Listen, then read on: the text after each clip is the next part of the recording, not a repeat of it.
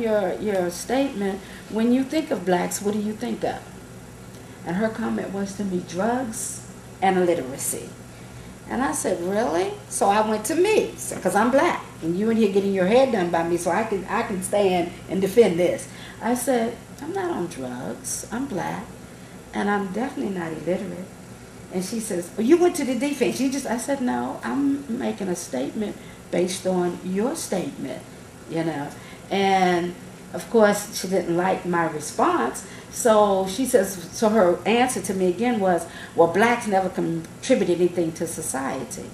I said, I said, well, since you feel that way, next time you step out there on the street, don't use the traffic lights. Quit wearing your shoes. I said, and when you leave here, don't go up on the elevator. Matter of fact, don't even go use the toilet. Okay, so she went on to talk and say how that she had been a librarian for years. Most of her career had been a librarian. And she, in all her reading, I said, well, you have to read so many books a year, don't you? She said, yes. I said, so I take it you didn't read any. I never read anything about it. I said, oh. So then that's when I told her, I said, well, evidently you didn't do much reading. I said, because we did a lot. And I began to name things. And she says, oh, you're well versed in what you know. Yes. And I let it go. And rather than, retaliate with an attitude and make I stated what I knew. Okay. And so she went away to the Holy Lands. Now, mind you, I don't know all that she saw when she got over there, but I know she got a rude awakening based on what I know. Okay? And when she came back, her response was to me, I'm getting ready to transfer back to New Jersey. She said, but I just wanted to come down and give you a hug, and I'm so glad we crossed paths. Okay? So why am I saying this? Stereotyping, stigmatizing, myths, all these things about what we don't do and what we can't. So because of us being African American, we should have more compassion when it comes to dealing with one another or someone that has a mental illness, because we know what it is to be stigmatized. We know what it is to have a lot of myths pointed at us rather than being dealt with as an individual. And I say again, anyone that has a mental illness, we have to remember they have a personality outside of whatever that mental thing that they're going through with, just like we do. And I've had some good times with those that I've encountered that have had a mental illness. So to take away from, to go and say all these things that we have been hearing over the years, I'm very grateful that we're having an opportunity to find out that for all of you all that are here today, to let you know this is a overcoming session. It's an enlightening session. It's an encouraging session to let you know from this point on, you can have a better hope about what you're dealing with, and know that you're not alone in whatever it is that you're going through, that others have overcome, and you too can overcome whatever it is. The other one is always a result of demonic influence. Again, that is a myth. That is an absolute lie. Now, mind you, we recognize and do understand that illnesses and diseases and things came into existence because of the fall of man. Okay? And God had already told us in His Word, that I know my thoughts of you, thoughts of peace and not of evil, to give you an expected end. So in the midst of all that, as I said before, we're dealing with two forces. We're dealing with God and we're dealing with Satan. Now, Satan's going to attack us in whatever way that he can. Now, in the midst of someone going through, and I can say this on a personal basis, having gone through some physical ailments and things, he will bring thoughts. He'll bring ideas. You're never going to get, he'll tell stuff like, you're never going to get over this, They don't know how to help you, okay? Now, he does that with people that don't have a mental illness. I don't think I have one. So, but, these are some of the things that the thoughts that will come when you're in the midst of the situation that you're going through. But I'm here to say to you, no, it is not demonic. Okay? Again, I use that same scripture out of Psalms 34. Many are the afflictions of the righteous, but the Lord delivered them out of them all. I heard someone put it this way: many has a number to it. Okay? All has no limit. So just like God can deliver from anything else, he can deliver even in this. But in the midst of it, and I've said this to many that was going through it, I'm going to use this. I keep using these two because they are very prominent: diabetes and high blood pressure. And people I've seen praying, Lord, deliver me from my high blood pressure. God, I want to get off this diabetes. But then they won't eat right. They won't take their medicine. They won't exercise. And don't want anybody to help them. Same thing with this, with a mental illness. You've got to be willing to allow someone to help you in the midst of whatever it is.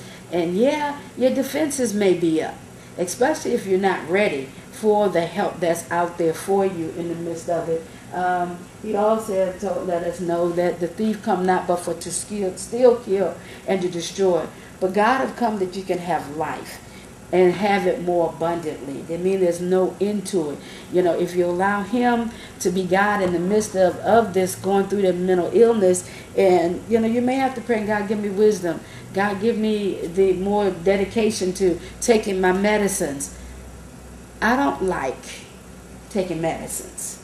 So I can understand you're not wanting to take medicines, okay? But you have to decide, do I want to live a better life than what I'm living? I realize that he's already told us that thou hast no healing medicines. We're not looking for the medicine to be a cure-all. That's not what I mean. But it's a substance to be able to help you to balance why you believe in God, to bring you through this. And let him teach you how. He said, if any man lack wisdom, let him ask of God, and give liberty and upbraideth not. So what am I saying? Let God give you wisdom how to overcome in the midst of what it was. Now, I asked God about someone that I knew that I was related to and involved with that was dealing with schizophrenia. I said, God, what happened? I've been praying. I've been asking you to put people in their midst that could help them far beyond what I could do, and to give them, you know, different things and whatever. And he reminded me of something. He literally had me talk to someone at Veterans, and he told me, he said, you got to leave them alone right now. He said, because we're here. The help is here. We're doing everything that we can. But they will not allow us to help them the way they need to be helped. They want the help, but they want it on, keywords, their terms. Okay? So that's why it wasn't working. So it's not that the help is not there. If the help was not there, we wouldn't be here today to be able to give you the pamphlets and give you the words of encouragement, to give you some new hope in what you're going through. Help is here. But you got to make it up in your mind, I'm willing to do whatever it takes for me to overcome this that I'm going through. Always a sign that a person is not praying. But remember, prayer is not just coming to God and asking him for things. Rather, it's an opportunity to build a relationship with God and to obtain his thoughts concerning a particular matter. Now, he's already let us know that he is our refuge and he's our strength. He's our very present help in trouble, and that he would never leave us nor forsake us. He's with us always. So he's there. God is available to you. He's just waiting on you. And you say, well, if he's such a great God, why don't he just go ahead and do this? Well, when we grew up as parents, our parents knew that there were going to be times that we were going to be hungry. So they did what? What we needed to satisfy the hunger, they already had there. But they didn't know always what time. I might think you might need to eat at 12 o'clock. But at 12 o'clock, you might not want anything to eat. So I had to learn to know. I might think you need a big plate of food. But you may not be able to eat no more than half of that. But it was learning that, you know, knowing that. So God knows already what we need. So we waited for what? We knew that our children was going to get thirsty and need water. We know they need H2O. But we couldn't just ram it down their throat. And we loved them enough. They said, Mommy, I'm thirsty. Mommy, then we would give it to them. Well, God is greater than that. He's there. He's already available. He's waiting on us. And it's not that he can't do it. Just go ahead and do it. But where would the relationship be? Where would my appreciation of him be? Where would my real love for the Lord be if he just gave it to me just because he know I need it? I'd never have one. And I would take him for granted. So it's in building my relationship. It's in having prayer time. It's in learning to trust him, to know that the greatest love that I can ever have in the midst of whatever it is that I'm going through is the Lord Jesus himself. He's not slack. He's concerning any of his promises toward us. He's available 24/7. You know, I might call my friends, and then the phone might not maybe get my voicemail, okay? Or I'm busy. I need to call you back now. Like, oh God, that's her number. She won't talk again, okay? God's not like that. But I don't know that if I don't spend any time with him. And in my spending time, it takes communications, okay? It's not, I hear people say all the time, well, I talk to God. That's okay. I said, but are you giving God a chance to talk to you? Are you listening for him? And he may not, you're looking for this audible voice. It may not be that he may use, and I'm going to use you too as example, you praying to God and seeking the Lord for something. He might use Sister Arnetta to give you an answer. But because I'm not tuned in, because you're not tuned in, you see Arnetta. But you don't see that it's God that's using Arnetta. You say, Lord, help me to get to that place that you want me to move to the purpose that you have for my life. And he may come and have her, come on here, girl, come on, I know you can do this. You know, and she pushing you, and you saying, leave me alone, I don't want to be bothered. And the Lord said, I send the help. I send you your encouragement. I send you strength. I send you somebody with the wisdom to help you move the way you want to, that I want you to go. But you're fighting against it. And this is what we do. We, as human beings, all of us, with a mental illness, without a mental illness, we fight. We not always say it, but we fight. Let me see. Their recovery, because they refuse to deny that they have a mental illness, because they finally come to the place of acceptance. Yes, this is what's going on, and I'm waiting to believe God to bring me. But while in my waiting time, I'm going to do what God has for me to do. I'm going to stay faithful in what I know. I'm going to keep going to my support groups. I'm going to keep going to my counseling. I don't always like to go, but I'm going to keep doing it. I'm going to get dedicated to what? So that I can live that abundant life that God has been talking about. He said I would. We have all kind of terms for it. People call it nervous breakdown. People call it, I feel like I'm going crazy. Feel like I'm out of it. I feel like I'm quote unquote touched. What other terms has people heard? Elevator don't go to the top. Okay, elevator don't go to the top. All of these little sayings that people have to describe a mental illness. But again, going back to the stigma. Because when a person has cancer, we don't say, cancer stick Charlie, right? Because that would be me. We don't say, I don't know, what could you say, something derogatory about cancer? Oh, he has cancer, blah, blah, blah, blah. I mean, we don't make jokes about it. You didn't do what God told you to do. Right, right. When a person has cancer, we don't make jokes about cancer. We don't make jokes about diabetes. We don't make jokes about any other disease. But we do it when it comes to mental illness. And part of it is because it goes back to the myths. People not really understanding mental illnesses are brain illnesses. That's what we're talking about. We're not talking about something that a person has a control over. This is not saying that the person can just snap out of it. Because if you could snap out of it, we would snap out of it. So when we talk about what are mental illnesses, first thing I want to point out are health conditions. It's important to remember mental illnesses, we're talking about health conditions.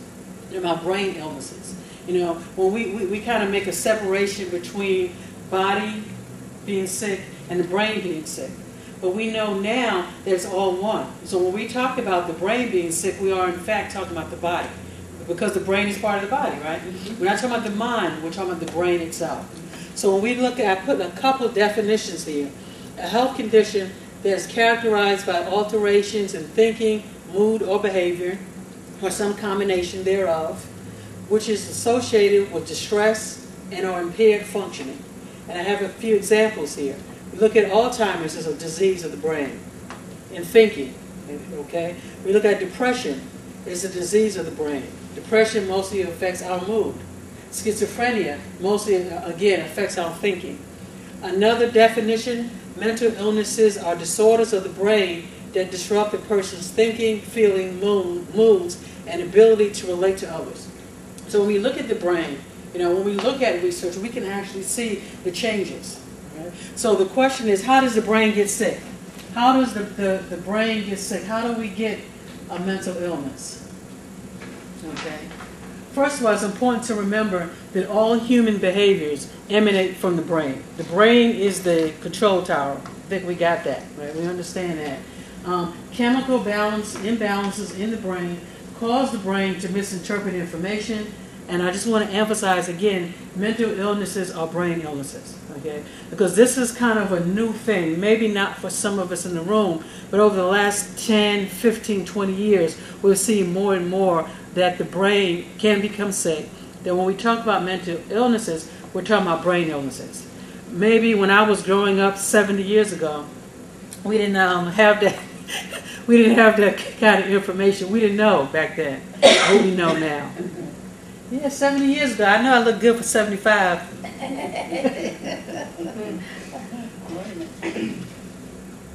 Okay. So we look at what causes the brain to be sick. What causes the brain to become ill? From a spiritual standpoint, we know about Adam and Eve, and we know about how when sin entered the world and brought with it all diseases, right? But when we look at the brain becoming sick, it's important to remember that there's no one exact cause why the brain became sick. It's usually a combination of biological, psychological, and social cultural factors. And the brain mediates all of this. I think it's important to realize that, yes, we have genes that make us who we are, but the brain, the genes, they change depending on our experiences through life. So the brain is not stagnant. It's forever growing. It's always changing, which is something to remember.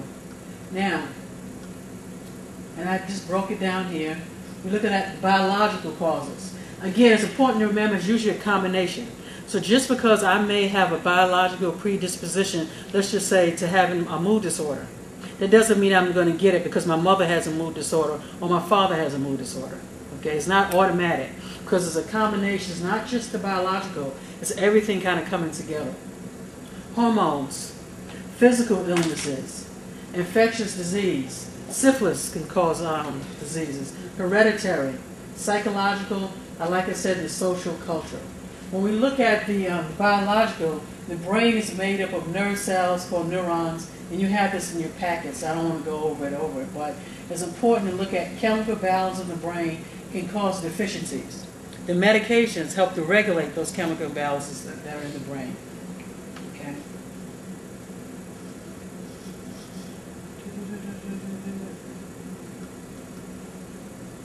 How are mental illnesses diagnosed? First of all, mental illnesses, unlike cancer, unlike heart disease, there's not one particular test that you can go to, and then doctor will do a test and he'll say, okay, this is what you have, or she'll say, this is what you have. When we diagnose mental illnesses, first it usually starts with somebody asking you questions. How are you doing? What's going on? So we kind of write down your symptoms, your signs, what you're saying. It's also important, and I encourage people, is that if you're feeling depressed or you're feeling down and you happen to go to a doctor, it's important that that doctor also do a physical on you as well. Because when you look at, it could be, anemia. It could be other things going on with you. So it's important that that doctor does a really good physical on you as well. Even if you go to the emergency room, they'll usually do labs or they try to do some kind of test to make sure there's nothing biological going on with you or that there's no imminent or biological issue that they need to correct first. So that's important to do. Most of the times, though, when a person goes to see a doctor, and what doctor do I see? It really depends. Psychiatrists are medical doctors, but they're also doctors of the brain. Psychologists are PhDs, and they have some psych Ds, but psychologists are not medical doctors. Okay, counselors are not medical doctors unless they have an MD. But the psychiatrists are the only ones pretty much that can prescribe medications. You have some advanced practitioner nurses who can as well. But when you're looking at who's who in mental health, you want to start off with a psychiatrist at first, especially if you think you're going to need medications. Right? But diagnosis of mental disorders is made on the basis of a multi-dimensional assessment. And that's, family. When you go and people will say, well, why are you asking me about my family? I'm not here about my family. Why are you asking me about what happened when I was growing up? Because what they're trying to do is to develop a history. They're trying to give a baseline for what's been going on with you. But that's how they take a look at that, and then they kind of come up with a diagnosis. Now, it's important to remember this particular term, DSM-4, Diagnostic Statistical Manual 4. Right now we're 4. TR is text revision. They're working on 5 now. 5 will be out pretty soon. But in a nutshell, it's a big book. Not that big, but it's like a big book that has all of the diagnoses in it. And each diagnosis has under it will have a list of signs and symptoms. Okay? And this is the book that we use in the mental health field to kind of determine what's going on with an individual. Now, the DSM-4, it doesn't look at individuals, it just looks at your symptoms. So I may be depressed, you may be depressed, and we may have come up with different diagnoses, because it really depends on what's going on with the individual. But that's what the DSM-4 is. Yeah, I got it up here. It doesn't classify people, but provides individuals with a way to look at common symptoms. That's all it does, okay? It's a way for people in the mental health field to talk to each other. To say, okay, this person has depression, major depression, person has adjustment disorder, etc., etc.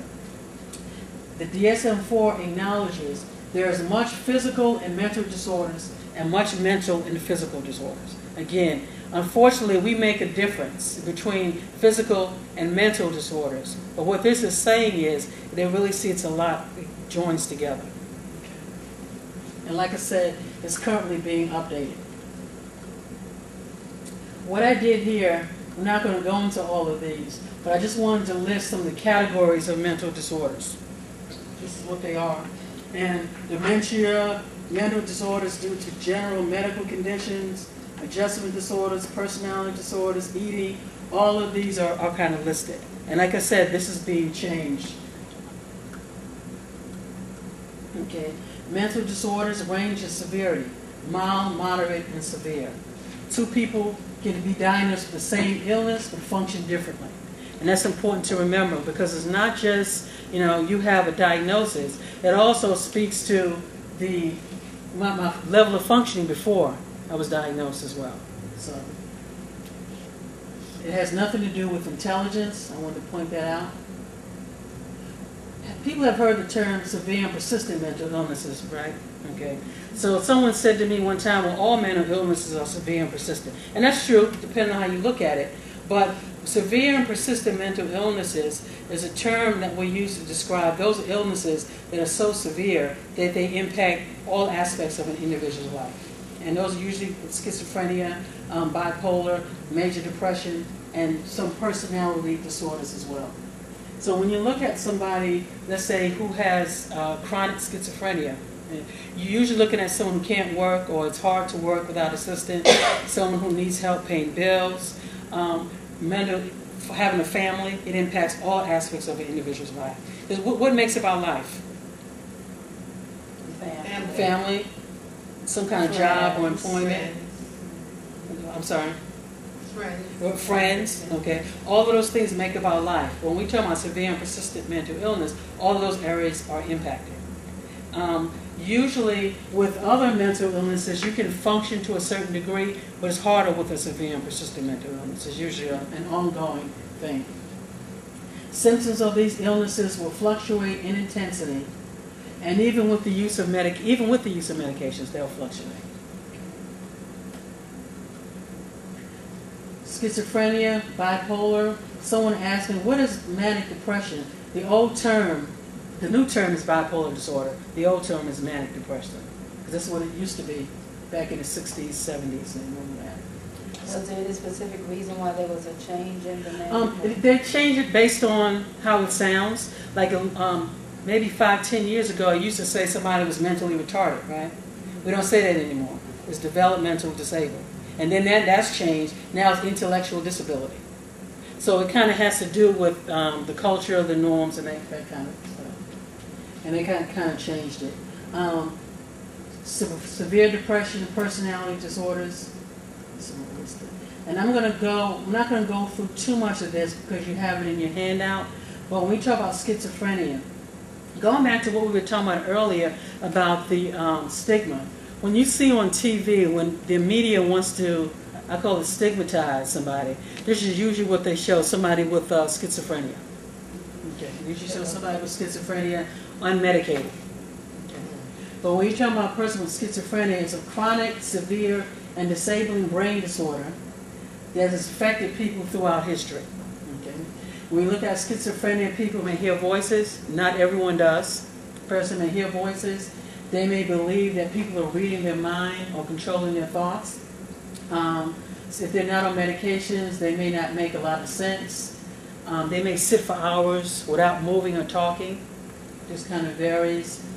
Families and society are affected by schizophrenia as well, because it's hard to hold down the job with schizophrenia. If you're not taking medications, even with medications, it's hard. This is schizophrenia. And like I said, I'm not going to go for all of this. Normally the brain, like I said before, sorts, interprets, and selects a correct response. The brain does all of this.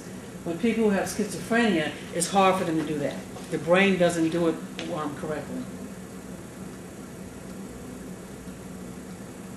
Okay. Affects men and women equally. And I'm going to just go through this because you can see that. Positive, negative symptoms when you talk about schizophrenia. Any particular question about schizophrenia? Because I'm going to go into bipolar. No, come on. And also bipolar, also known as manic depressive illness, is a brain disorder that can cause unusual shifts in mood, energy, and activity level. Okay.